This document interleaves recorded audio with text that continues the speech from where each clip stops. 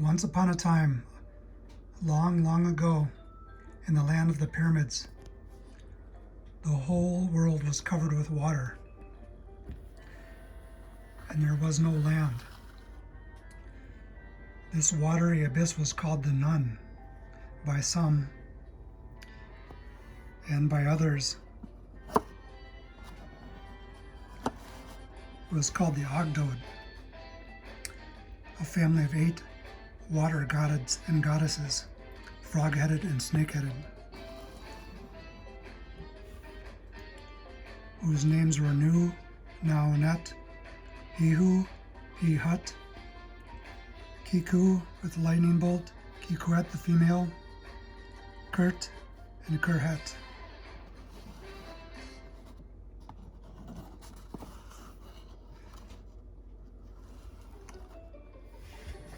One day, out of this watery abyss, there arose a land mound called the Taitanen. And on this land mound, called the Ben stone, the first man/god appeared, called a Tum.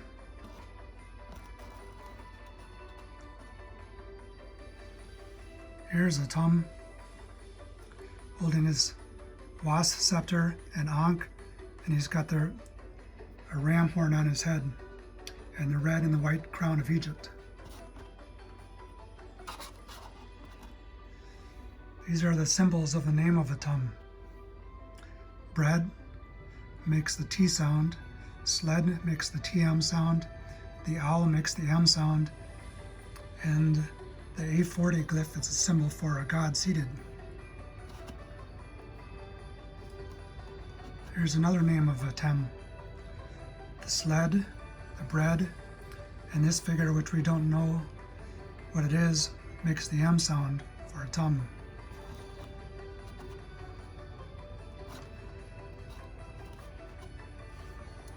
One day, the Tum breathed out air, which we call the god Shu, and he sneezed out the goddess moisture, which we call Tefnut. And these were the second pair of gods.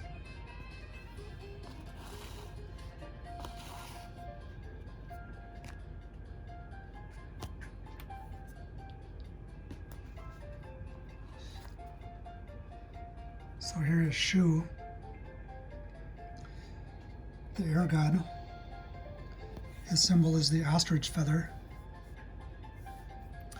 and he's letter A. And A is a wooden hoe for digging up the soil before you plant food. The name of Shu in Egypt is the ostrich feather, which is thought to make the schwa sound or the A sound, and the quail chick, which makes the U sound. Here's English A, Greek A,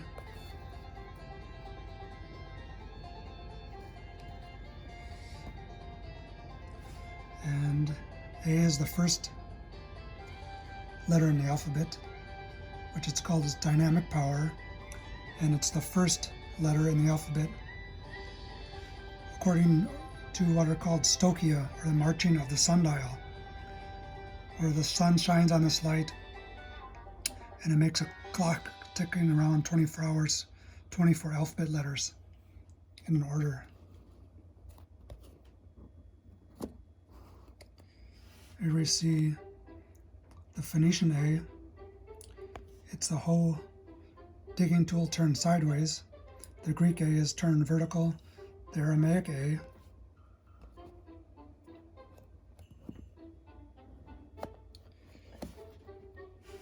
And then here we see the Etruscan A, where the hoe is digging to the side, and the Hebrew A. And in Egypt, we know that letter A is the first letter because the 8 Hermopolis gods from our Ogdod block were all born holding hoes in their hand. And in Sumer, Enlil, the air god, split stars from the earth with a hoe.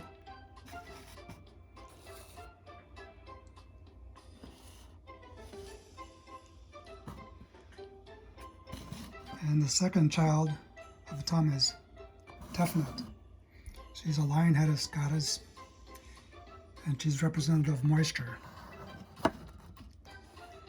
And her symbols in Egyptian are the bread, makes the T sound, the horned viper makes the F sound, the water ripple makes the N sound, another bread, and a rearing cobra.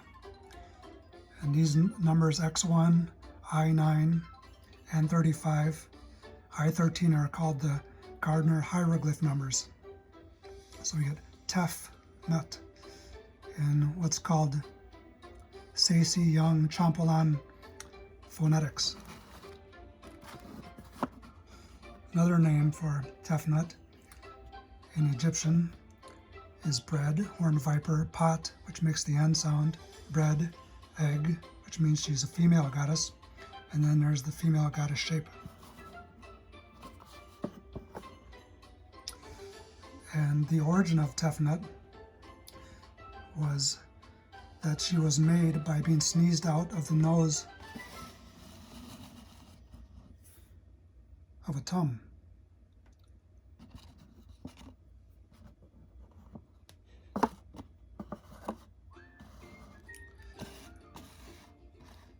So next,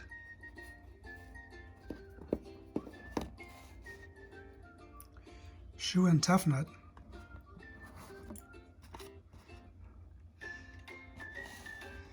we have the original water source here, then we have Atum. These are the next two pair of gods, the children of Atum, and then the children of Shu and Tefnut become Jeb, the earth god, whose symbol is the goose, and there's letter G is the third letter of the alphabet.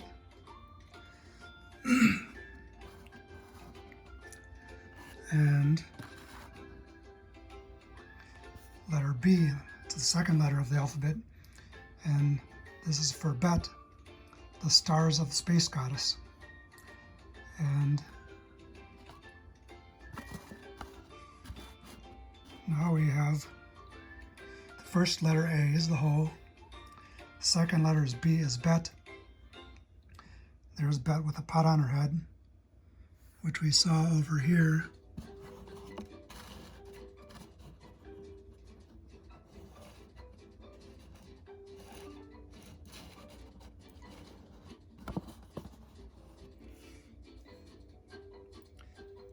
Thought to make the N sound according to Saisi Young Champalan phonetics, but now we know that it makes the B sound because this shape here is not arched over as the stars in the sky. So letter B makes the boy, the word boy, boy. And here we see the symbols of the name of Bet. The N1 glyph, that's Bet as a goddess arched over as the stars in space, that's her front arms, and that's her legs. There's the N water pot and bread. And in Greek, the letter B is called beta, B-H-T-A, beta. And the number value of this word is 311. English, this is letter B, small b, Greek, B and beta. Here we see the N1 Gardner glyph for letter B. Then we have Greek B, Phoenician B. So here you can see Bet, she's arched over like this, and she becomes representative of the stars in space. And then we have the Aramaic B, which becomes tilted upwards like this.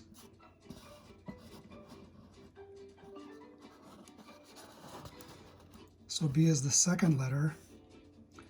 That's her dynamic power. And she's the second march of the dial of the sun on the 24-hour Stokia sundial.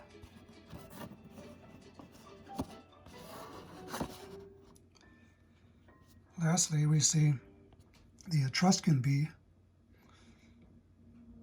So these are the breasts of Bet, and then we have the Hebrew bee.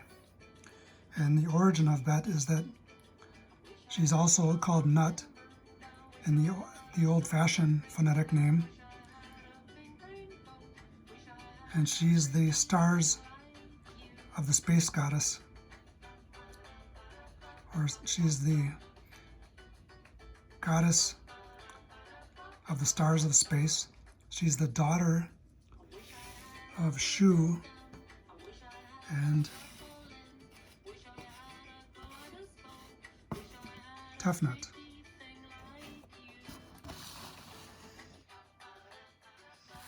Then the son of Shu and Tefnut is Jeb, that's letter G. So he's the flat earth. His name is Jeb. And G makes the sound G in the word girl.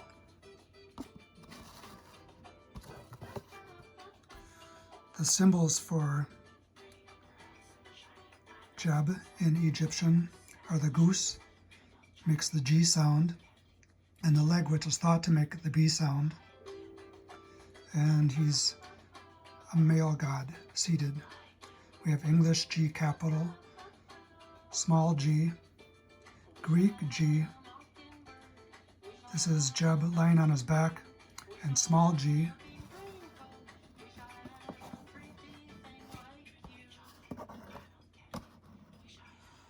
There we see the Jeb goose, Greek G. This is the Phoenician G and the Aramaic G.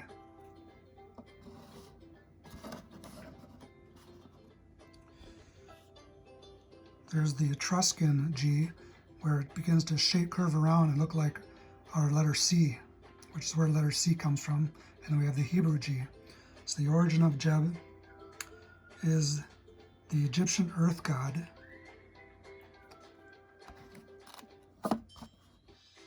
There's the earth right there. Flat is how the people of the old times used to believe the earth was shaped.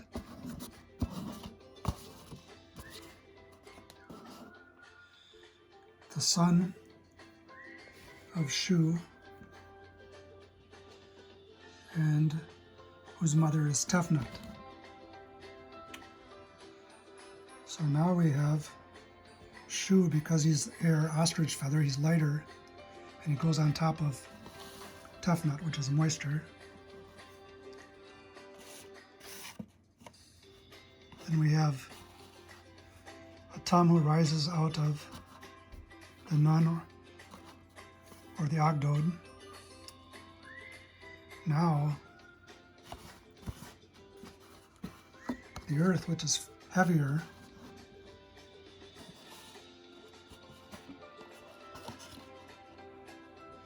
and Bet, the stars are lighter, go up into the sky. Now, one day, Bet and Jeb fall in love with each other. But their father Shu says, no, you cannot fall in love. So he separates the two of them, and he removes Bet from the bond with Jeb, and Shu goes in between.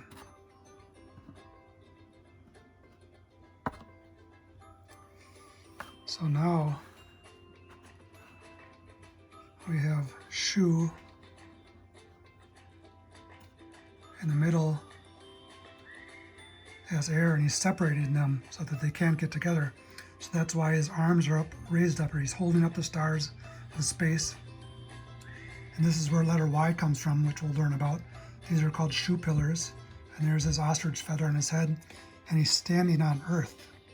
So this is the 3 layers of the Egyptian cosmos: earth, air, and stars. So eventually,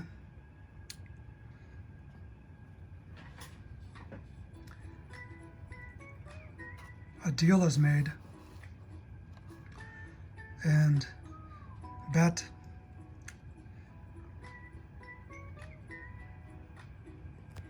and Jeb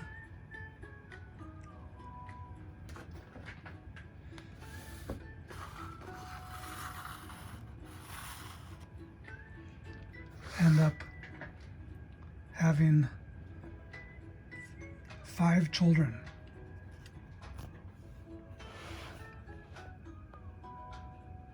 So here's Atum breathing out Shu and Tefnut, and Atum is born out of the X that marks the spot that rises out of the first land mound that rises out of the water. And there's father, children, grandchildren, and then Bet and Jeb, or letter B and G, produce these 5 children. And this is letter E, F, Z, and this is letter I.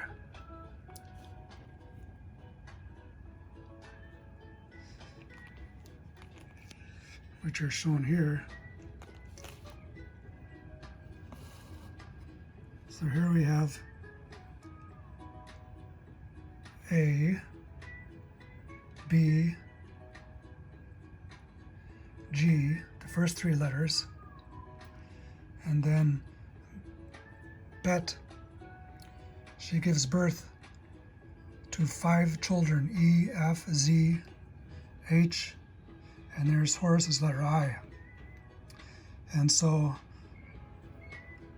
mathematically, 3 squared plus 4 squared equals 25, and this equals 5 squared. So this makes for the 25 letters of the Greek alphabet. And here's the 24th letter, where the X, where Atum was born out of. So when the first children learned to write the letters, they wrote A for Shu, B for Bet, G for Jeb. And this is on the Isbet Abecedaria in Phoenicia in 3,000 years before atoms were seen.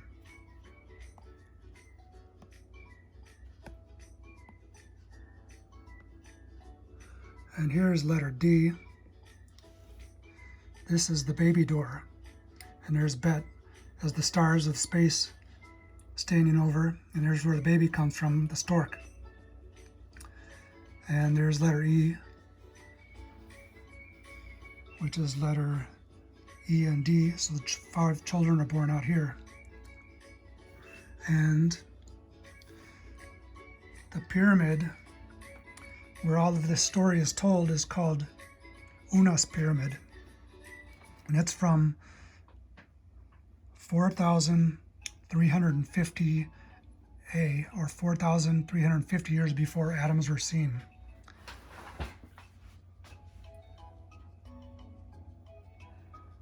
And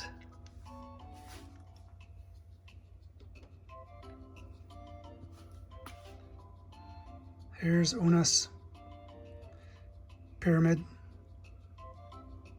Where this, inside of this, if you take a tour to Egypt, this is where the story is told, carved on the walls.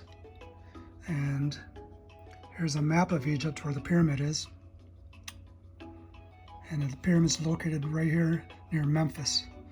And Egypt is located on the continent of Africa, right here. So this yellow spot here is the source of all the world's languages.